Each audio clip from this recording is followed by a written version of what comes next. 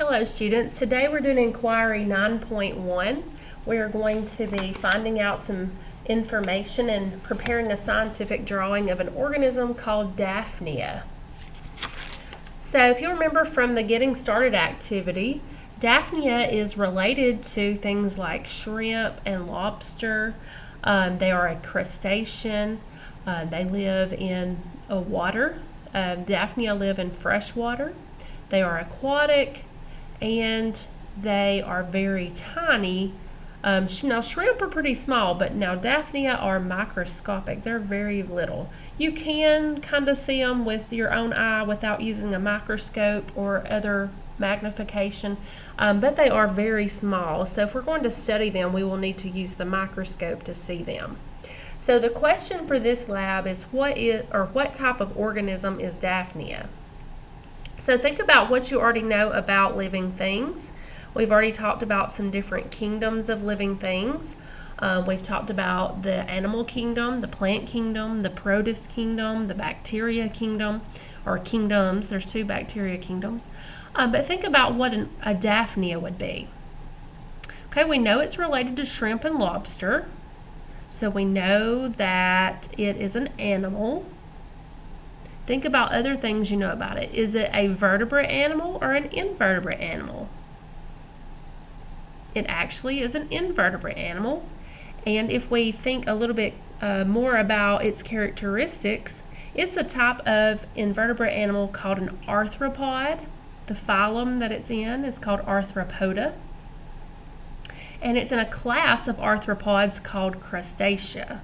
So if you've heard of crustaceans before, then Daphnia would be part of that group. Just like shrimp and lobster and crab and crawdads and stuff like that would be crustaceans also. So we've talked about what we know Daphnia is, so that will help you to write your hypothesis. What do you think Daphnia is and because why? Our materials for this lab are found on page 125. Our procedures are found on page 127 and 128. Now you're going to do a microscope drawing of Daphnia. We're going to use a preserved slide where Daphnia is not swimming around. We're going to do a preserved slide so that you will have a good view of Daphnia without it moving. You can use page 128 and also page 133 to help you label some of the body structures of Daphnia. On page 133 in the online textbook, you will see a labeled picture of the Daphnia, and you can use that to help you label your microscope drawing after you've drawn it. Now we're going to be looking at Daphnia on low power, so your magnification is going to be 40x. And then for your title of what you're looking at on the second line, you would write Daphnia in all capital letters. So let's take a look at Daphnia. Here we have a microscope view of Daphnia on 40x. So this is the organism you would see through the microscope. Since you're not at school to look through the microscope, here is a snapshot of it.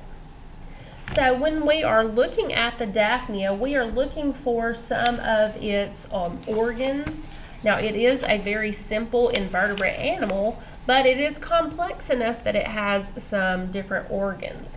Now in this picture that you're seeing right here, if you'll look right here and running along its body, this tube that you can see here is its intestine.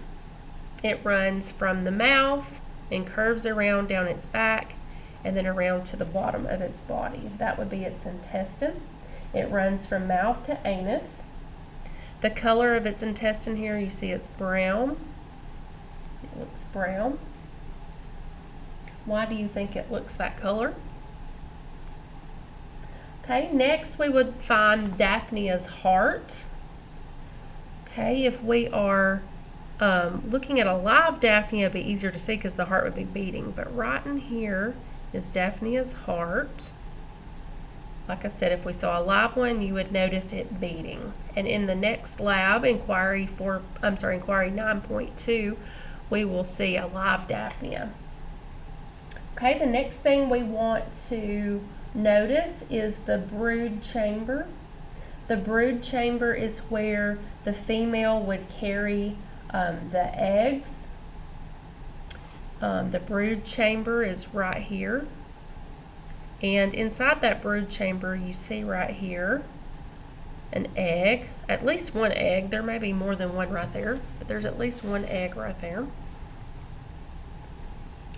Okay, next we want to find Daphnia's eye. Daphnia's eye is this dark spot right here towards the front of their body. Another thing that we notice are that it has antenna. You can see its antenna here. It's got little antenna that have kind of like little hair-like structures that look like they're coming off of the antenna. What do you think would be the purpose of its antenna? Its antenna help it to sense things. It's a sensory organ. They help it to sense motion, movement. They help them to feel things around them. Now remember, they're swimming around in the water, but they still may have things that they come in contact with. Okay, sometimes it's hard to see the legs, but right here we can kind of see one of its legs with some little bristly hairs on it. And then over here we can see a few bristles. But right here is one of its legs. If you look at the diagram on page 133, the drawing of it, you'll see that it has several legs. Well, here's one right here. You can kind of see the tip of one right here. One's under here. One's right here. It has, let's see, about 1, 2, 3, 4. It has about 4 on each side, but it's hard to see. It does have that transparent looking body. Its shell or outer covering is called the carapace, and it is transparent. We can see through it, but all this kind of blends together, so it's kind of hard to see those legs, but it does have about 4 legs on each side, ranging from a real short one, and then they get longer as you go down its body. Okay, so we have located several things on our Daphnia.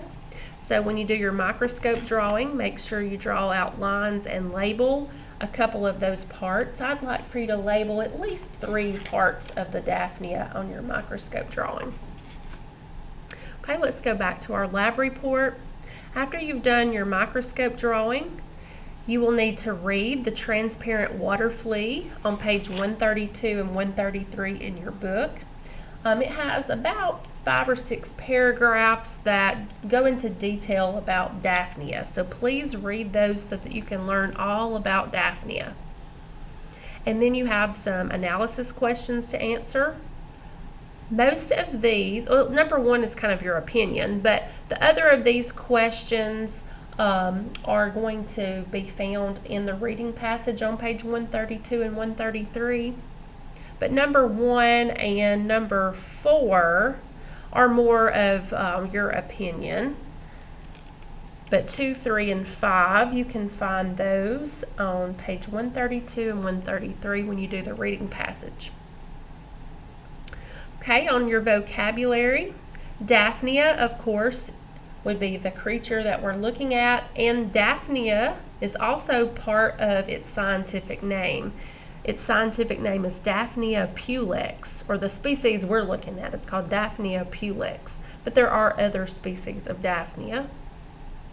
And so you have some vocabulary words that help to describe the Daphnia. It is an arthropod, it is a crustacean, it has an exoskeleton, it has appendages, it has antennae and legs, which are appendages. It breathes in the water through gills. It has a brood chamber where it raises its eggs, raises its young. It has an intestine to digest its food and to get rid of waste. And its carapace is its outer shell or exoskeleton. So you can look up those vocabulary words. Remember, you can use this dictionary feature on Cami what you would do is you'd click on dictionary, you would highlight whichever word you're looking up, and it would give you a definition. The carapace is the hard upper shell, in this case, of a crustacean. But you'd also use that term when you're referring to turtles or arachnids, but in this case we're talking about the crustacean. So you can use this dictionary feature to help you define the words. Remember, you just click on dictionary, highlight the word, and it will show you some definitions. Please choose the definition that best fits what we're looking at in the particular lab we're doing. Now, in your conclusion, you should write a paragraph summarizing what a Daphnia is, what type of organism it is. Give some examples or some of its scientific descriptions in your conclusion. If you have any questions or need any help, just feel free to let me know. Just message me and I'll be glad to help you. I hope you have a great day.